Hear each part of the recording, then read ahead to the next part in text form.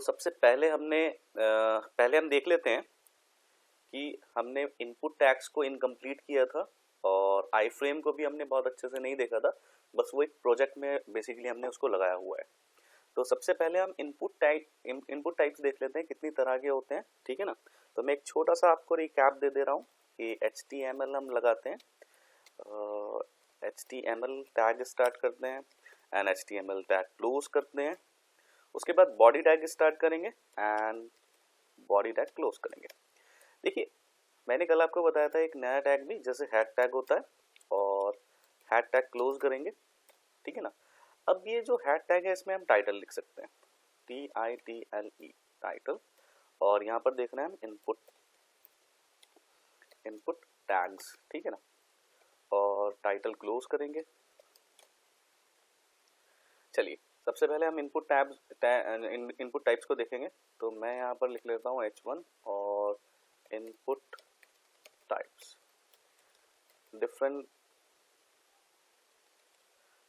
Types, sorry ऐसे लिखना है मेरे को सॉरी। तो सबसे पहले हमारा होता है इनपुट एक टैग है और इसका एक इम्पॉर्टेंट एट्रीब्यूट होता है टाइप, ठीक है ना। टाइप में आप जो भी वेरिएंट जो है इनपुट टाइप्स के, वो यहाँ पर एट्रीब्यूट जो है वो आप मेंशन करेंगे, ये उसी की तरह आपको रेंडर होकर उस तरह का आउटपुट आपको दिखाएगा। जैसे मैं एक टेक्स्ट बॉक्स चाहता हूँ तो मैं यहाँ पर लिखूंगा टेक्स्ट और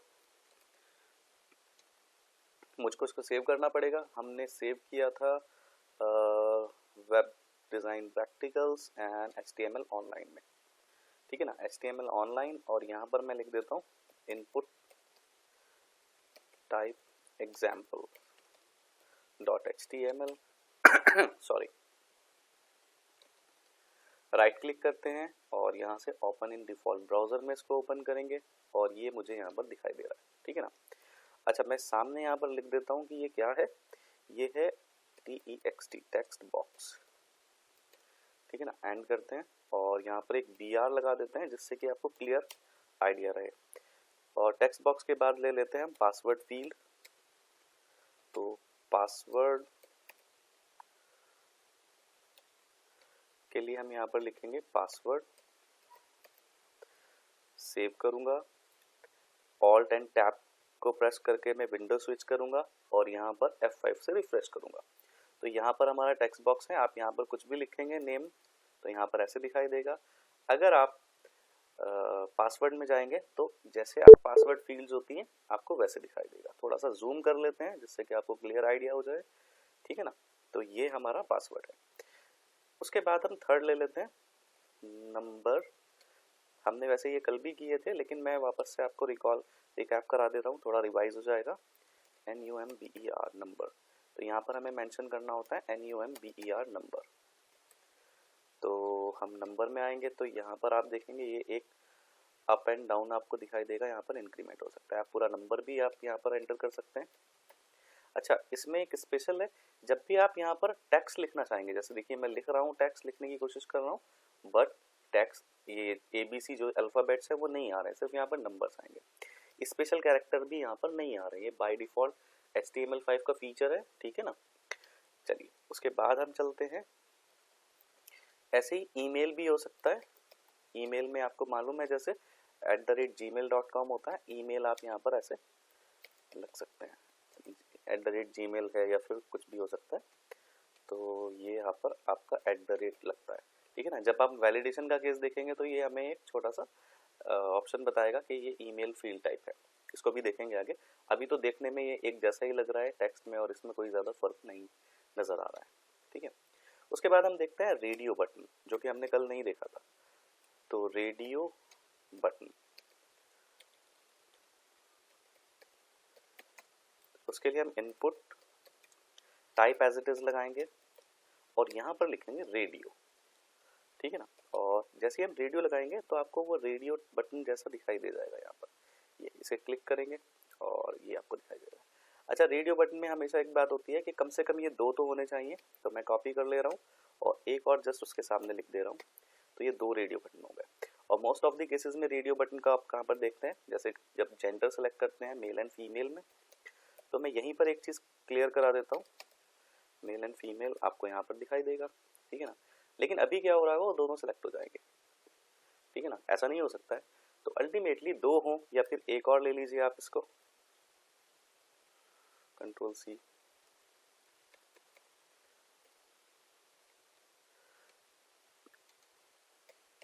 अदर, तो ये तीन हो जाएंगे, लेकिन अब ये तीनों सेलेक्ट हो जाएंगे, तो ऐसा नहीं होना चाहिए। तो इनपुट में आपने देखा कि इनपुट का एक एट्रीब्यूट होता है टाइप, कल हमने देखा था एक वैल्यू भी होता है, बटन के केस में हमने देखा था। एक और भी एट्रीब्यूट होता है जिसको हम कहते हैं नेम। यहाँ पर नेम के बहुत सारे काम है, लेकिन नेम जब रेडियो बटन में यूज किया जाता है तो उसका काम होता है ग्रुपिंग करना, ठीक है ना।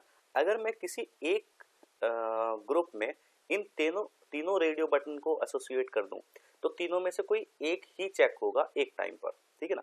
चलिए देखते हैं कैसे करते हैं। तो मैं यहाँ पर एक एट्रीब्यूट ले रहा हूँ नेम, और नेम में लिख रहा हूँ जैसे जेंडर है तो जेंडर नाम का मैंने एक ग्रुप बना लिया है। तो इस जेंडर नाम के ग्रुप में मैं यहाँ पर भी डाल देता हूँ इसको, और इसमें भी पास करा देता हूँ, और यहाँ पर भी पास करा देता हूँ, ठीक है ना। तो तीनों में नेम जेंडर आ गया है। तो अब तीनों में से कोई एक ही चेक होगा एक टाइम में, ठीक है ना। आप देख रहे हैं पहले तीनों हो जा रहे थे क्योंकि तीनों इंडिविजुअल ग्रुप में थे। जब हमने ग्रुपिंग नहीं की है तो तीनों का बाय डिफॉल्ट इंडिविजुअल ग्रुप चल रहा था। अब तीनों को हमने एक ही ग्रुप में एसोसिएट कर दिया है, विच मीन्स अब तीनों में से कोई एक ही सेलेक्ट होगा एक टाइम पर। लेकिन ये नेम का जो वर्किंग है ये सिर्फ रेडियो बटन के कॉन्टेक्स्ट में ही होता है। अगर आप इसे चेक बॉक्स में या फिर डिफरेंट जगह यूज करेंगे तो इनका अलग काम होगा। तो वो भी हम आगे जाके देखेंगे कि कैसे कैसे इसके अलग फंक्शनैलिटीज होती हैं, ठीक है ना। फॉर्म में डेटा कलेक्ट करने में वहां पर हम सब जाकर देखने वाले हैं। तो अभी के लिए सिर्फ इतना ही रखते हैं कि रेडियो बटन में जब भी आपको ग्रुपिंग करनी है तो नेम एट्रीब्यूट के साथ करनी होगी, ठीक है ना। चलिए तो मैं यहाँ पर एक बी आर लगा देता हूँ, बी आर। अब एक थर्ड आपने देखा होगा चेक बॉक्स। चेक बॉक्स किस लिए काम आता है? चेक बॉक्स काम आता है जब आपको हॉबीज या फिर मल्टीपल कोई चीज सेलेक्ट करनी है, ठीक है ना, और वो यूजर के ऊपर डिपेंड करता है कि कोई चीज क्या सेलेक्ट कर रहा है, तो ऐसे चेक बॉक्स। और कभी कभी फॉर्म भरते वक्त आपको एक चेक बॉक्स करना होता है, I agree with all these about information, जो भी मेरे द्वारा भरी गई है मैं सब उसमें अग्री करता हूँ, ऐसे कुछ करके भी चेक बॉक्स आपको दिखाई देता है। तो वही मैं यहाँ पर लगाने वाला हूँ। तो चेक बॉक्स, उसके लिए हम लिखते हैं इनपुट टाइप और CHEC के चेक बॉक्स, और यहाँ पर हम ऐसे बंद कर देते हैं इसको। तो आप देखेंगे चेक बॉक्स यहाँ पर आ गया है। एक बार क्लिक करेंगे चेक हो जाएगा, एक बार क्लिक करेगा अनचेक्ड हो जाएगा। तो आप चाहते हैं इसको वापस से एक और लगाना, तो मैंने क्या किया, यहाँ पर ये दो लगा दिए, ठीक है ना। इनके सामने आप कुछ अपनी हॉबी भी एंटर करना चाहते हैं, जैसे मैं यहाँ पर कर देता हूँ डांसिंग एंड SINGING सिंगिंग। तो मैं आप लोगों से पूछना चाहता हूँ आपकी हॉबीज क्या क्या है, ठीक है ना। किसको डांस पसंद है, किसको सिंगिंग पसंद है, और कोई क्या ऐसा भी है जिसको कोडिंग पसंद है, ठीक है ना। मुझे कमेंट सेक्शन में बताइए कि आपकी हॉबीज क्या है। चलिए वापस आते हैं, यहाँ पर देखते हैं तो क्या रिफ्लेक्ट हुआ होगा, डांसिंग एंड सिंगिंग दोनों भी सिलेक्ट हो रहे हैं। देखिए चेक बॉक्स एक ऐसी एंटिटी नहीं है जो दोनों में से कोई एक सेलेक्ट हो सकता है डांसिंग, दोनों ही किसी की हॉबी हो। तो चेक बॉक्स के लिए क्या होता है, या तो जितने भी आपको सेलेक्ट करने हैं आप उतने सेलेक्ट कर सकते हैं, ठीक है ना। ये एक ऑप्शनल होता है। किसी की मेंशन, जितनी भी आपने हॉबीज लिखी है या जितनी भी जो वैल्यूज है वो किसी की एक होगी, दो होगी, या सबकी सब हो सकती है। तो यहाँ पर चेक रेडियो बटन जैसा कॉन्सेप्ट नहीं है। अगर आप नेम एट्रीब्यूट यहाँ पर यूज भी कर लेंगे तब भी कोई फर्क नहीं पड़ेगा। तो अगर आपको मैं यहाँ पर यूज करके भी दिखा दूँ नेम, जैसे मैं यहाँ लिख लेता हूँ हॉबी, तो सेम ग्रुपिंग अगर मैं वहाँ पर भी कर देता हूँ उसमें तो भी कोई फर्क नहीं पड़ने वाला है। मतलब ऐसा नहीं होगा कि दोनों में से कोई एक सेलेक्ट होगा, ये अभी भी सेलेक्ट हो रहा है और सिंगिंग भी सेलेक्ट हो जाएगा, ठीक है ना। लेकिन ये कहाँ पर इफेक्ट पड़ता है, ये सिर्फ रेडियो बटन में पड़ता है, ये इसकी इंटरनल प्रोग्रामिंग है, ठीक है ना। तो इस तक भी जाएंगे, ऐसा नहीं है कि वहां तक हम नहीं पहुंचेंगे। जब आप एडवांस लेवल का कोर्स तक पहुंचेंगे तब हम वहां पर जाकर ये सब बातें डिस्कस कर रहे होंगे। अभी के लिए इतना डिस्कशन अभी मतलब रिक्वायरमेंट नहीं है, ठीक है ना। चलिए सॉरी, मैं यहाँ पर आता हूँ नेक्स्ट लास्ट में, और यहाँ पर मैं लगा देता हूँ एक बी आर, अगेन एक बी आर लगा देता हूँ अब हम देखते हैं, हाँ एक रेंज देख लेते हैं। रेंज, तो रेंज कैसे होता है, इनपुट टाइप रेंज, और यहाँ पर आते हैं, आप देखेंगे ये ऐसे एक रेंज आ गया, आप इसमें से रेंज सेलेक्ट कर सकते हैं। तो इस रेंज के अपने कुछ डिफ़ॉल्ट वैल्यूज़ होती है, जैसे MIN, मिनिमम वैल्यू आप इसको 10 दे सकते हैं, मैक्सिमम वैल्यू इसको आप 100 दे सकते हैं, ठीक है ना। अभी तो आपको ये 110 दिखाई नहीं देगी, ठीक है ना, लेकिन आप यहाँ पर ये जो भी वैल्यू आपने यहाँ पर रखी है ये उसके अकॉर्डिंग वर्क होगा। जावास्क्रिप्ट जब हम कर रहे होंगे तो हम इसको बहुत अच्छा यूज़ करने वाले हैं, ठीक है ना। तो रेंज हो गया है।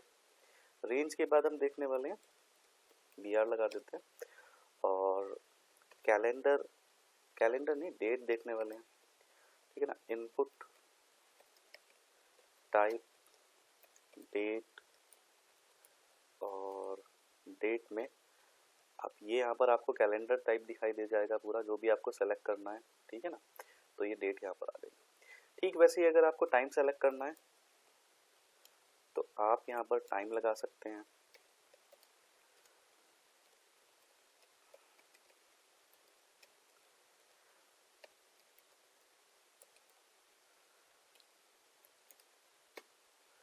ठीक है ना, इसके ऊपर क्लिक करेंगे तो आपको टाइम दिख जाएगा। तो 21:25 ये 9:25 आपने यहाँ पर सेलेक्ट कर लिया, ठीक है ना। और मैं अब इसके बाद ऐसे बहुत सारे हमारे पास हैं, अभी के लिए मैं सिर्फ कुछ मेजर आपको बता दे रहा हूँ जिससे कि आपकी प्रैक्टिस हो जाए। लास्ट मैं आपको बता रहा हूँ वापस से, बटन, इनपुट टाइप बटन, और इस बटन के अंदर हम लग रहे हैं वैल्यू। वैल्यू में हम लिखने वाले हैं सबमिट, और इसको क्लोज कर देते हैं एंड देन रिफ्रेश करते हैं, एक बटन आ जाएगा। अच्छा यहाँ पर मैं एक और भी बटन मैंने आपको बताया था, सिंपल बटन टैग होता है, ये इनपुट है और बटन इसका एट्रीब्यूट है। लेकिन ये वाला जो मैं बता रहा हूँ ये बटन टैग है, और इसमें हमें अनक्लोज करना पड़ता है जो भी हमें बटन की वैल्यू लगानी है, और बटन को यहाँ पर क्लोज करना पड़ेगा, ठीक है ना। यहाँ पर आएंगे और यहाँ पर मैं रीसेट करके लिख देता हूँ जिससे आपको क्लियर आइडिया हो जाए, ठीक है ना। जस्ट ये, तो ये कुछ इनपुट टैग टाइप्स हमने जो है यहाँ पर यूज़ किए हैं, ठीक है ना। आप इनकी प्रैक्टिस कीजिए बहुत अच्छे से, और एक फॉर्म बनाइए, जैसे लॉगिन फॉर्म होता है इनपुट से बनता है, साइन अप फॉर्म होता है, ठीक है ना, रजिस्ट्रेशन फॉर्म्स होते हैं। तो इस तरह के फॉर्म्स आप इन सब इनपुट टाइप से बना सकते हैं। वही आपका एक होमवर्क भी होगा, ठीक है ना। और फिर उसमें अगर कोई आपको प्रॉब्लम आती है तो वो प्रॉब्लम आप मुझसे ले सकते हैं, ठीक है ना। तो इनपुट टाइप्स हमारे यहाँ पर इतने हो गए। अच्छा हाँ सॉरी, एक चीज़ मुझे यहाँ पर आपको बतानी थी, हमने आपको टेक्स्ट एरिया भी बताया था कल। टेक्स्ट एरिया,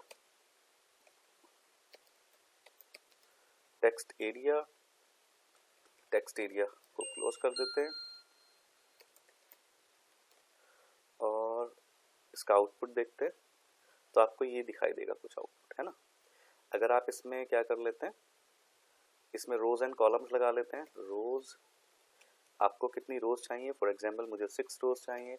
कितने कॉलम्स चाहिए, मैं यहाँ पर बोल देता हूँ मुझे कॉलम्स यहाँ पर 30 कॉलम चाहिए, ठीक है ना। और इसके बाद एक BR लगा देता हूँ,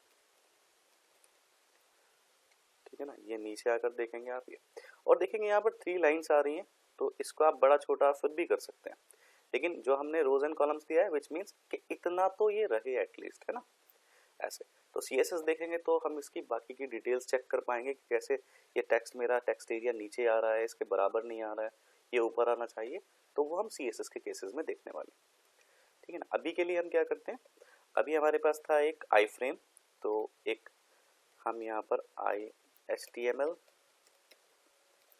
और HTML क्लोज करते हैं, और हेड क्लोज करते हैं, एंड देन बॉडी क्लोज कर लेते हैं। उसके बाद हम यहाँ लगाते हैं आई फ्रेम, SRC और width and height. I frame close करते हैं,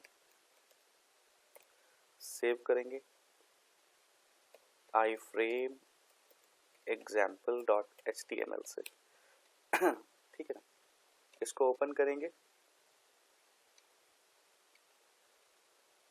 अभी तो आपको कुछ आइडिया नहीं हो रहा है, मैं यहाँ पर कोई भी वेबसाइट का रेफरेंस डाल देता हूँ। जैसे मैं डाल देता हूँ http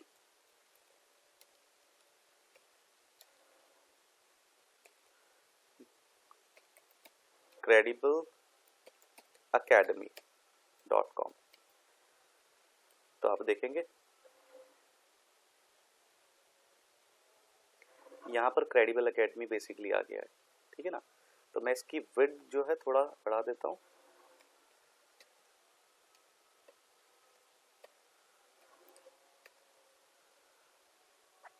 ये पूरा क्रेडिबल एकेडमी की वेबसाइट, एंटायर वेबसाइट आपके वेब पेज पर आ गई है। ठीक है ना, तो ये हम अल्टीमेटली कैसे कर सकते हैं, आई फ्रेम से। आपने वीडियो को एम्बेड किया था आई फ्रेम की हेल्प से, आपने मैप को एम्बेड किया था आई फ्रेम की हेल्प से, आप किसी वेबसाइट को भी एम्बेड कर सकते हैं आई फ्रेम की हेल्प से।